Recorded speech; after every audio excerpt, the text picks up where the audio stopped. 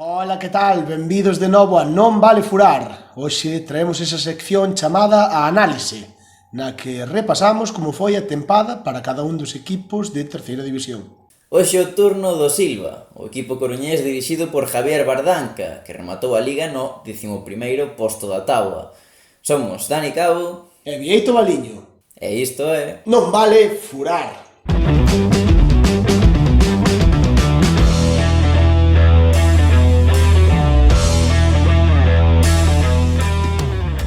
O Silva arrincaba a súa sexta tempada en terceira división co claro obxectivo de non pasar apuros. Para iso, a directiva coruñesa volveu a apostar un ano máis por Javier Bardanca, o técnico habitual, toda unha lenda da institución, xa que conseguiu levar o equipo dende segunda autonómica a terceira división. Da man de Bardanca, a directiva quixo seguir confiando en xogadores novos e prometedores, sobre todo xogadores que dan o salto dende xuvenís. O Silva acabou a Liga na 11ª posición da táboa, con 35 puntos, empatado con outros equipos como Polvorín ou Estradense, dos que, por certo, xa fixemos a súa respectiva análise e anda por aí pola canle, así que, se queredes botar un vistazo, xa sabedes. O conxunto branco caracterizouse por sacarlle o máximo rendemento aos seus goles e por recibir moi pouco cabo.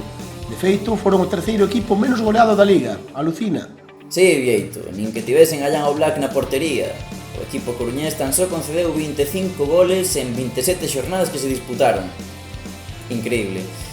Contanos, quenes foron os futbolistas máis destacados deste Silva?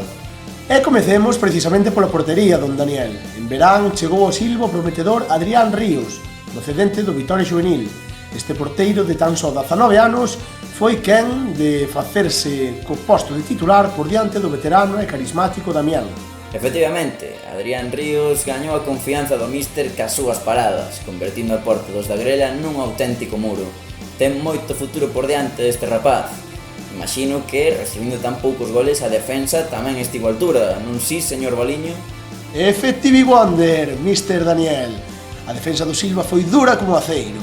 O veterano futbolista de Cee, Fiuza, o de Laracha, Sergio Lista, ou o ex do Vilalbés Xusto aportaron sobriedade e veteranía á zaga branca.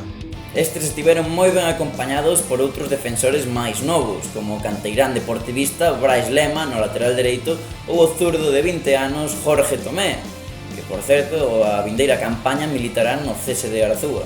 Menuda defensa, don Daniel, menuda zaga tiñan atrás estes tíos, Recordan un pouco esa de Cafú, Stan, Nesta e Maldini.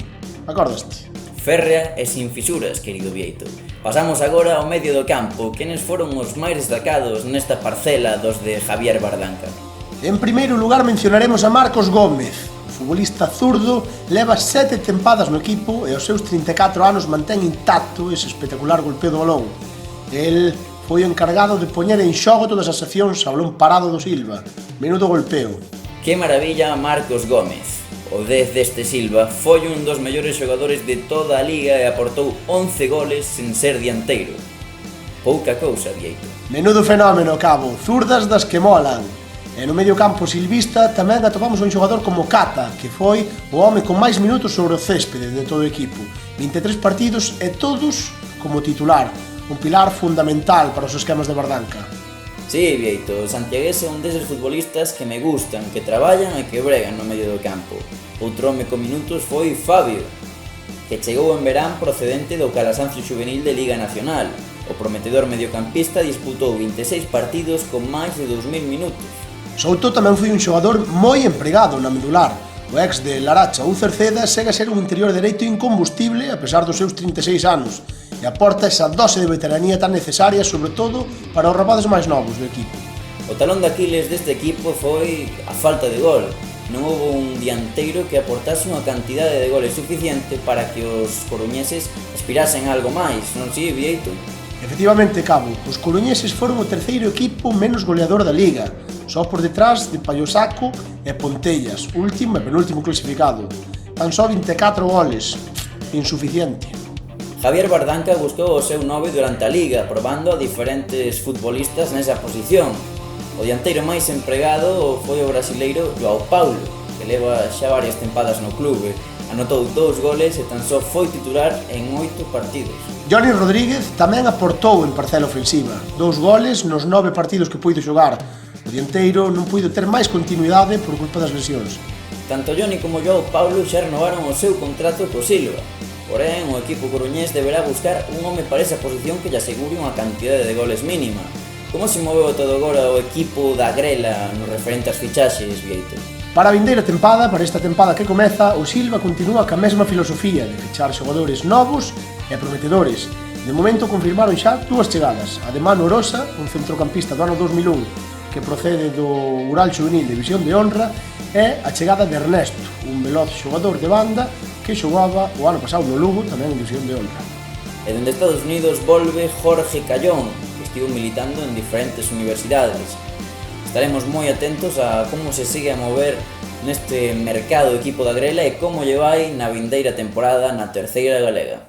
Pois isto foi todo, xente. Esperamos que vos gustara este novo vídeo de Non Vale Furar.